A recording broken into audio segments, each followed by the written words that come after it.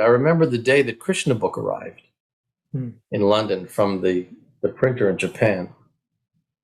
It was like receiving this brick of solid silver that had come in the mail. This huge, immense, beautiful thing. And there was George Harrison's preface at the beginning, and that was it. I was smitten, just mesmerized by these amazing stories. And I remember that Yamuna Devi, who was kind of my mentor in those days, and she took me under her wing. In her room, she had a manuscript for Krishna book. This was prior to its arrival. And I snuck into her room one day because I was so interested in Prabhupada's writings, and grabbed the manuscript and just quickly opened it.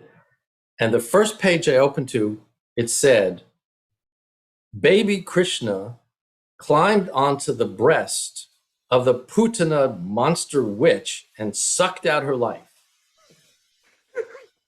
I very carefully put the manuscript back on the shelf and backed slowly out of the room.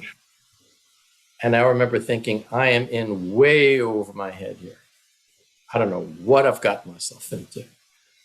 So there was this kind of a dimension of surrealism to Prabhupada's books. So for me, it wasn't just contacting, the pragmatic appeal of the philosophy, the idea of samsara and karma and so on, bhakti and all that. It was more a mystical appeal of these incredible descriptions of things. And I just needed to know, what is that all about? What's going on here? So that kind of started a love affair with Prabhupada's writings, to the point where, I would spend every minute that I could reading his books or manuscripts, whatever was available.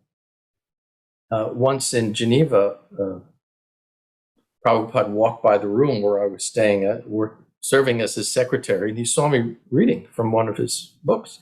The next morning in Bhagavatam class, he said, "They're just like our Yogesvara Prabhu." Can you imagine? Call me Yogesvara Prabhu. He is always reading our books. So this is to be encouraged. So I figure I was on the right track. Hare Krishna, Krishna Krishna, Hare Hare, Hare Rama, Rama, Rama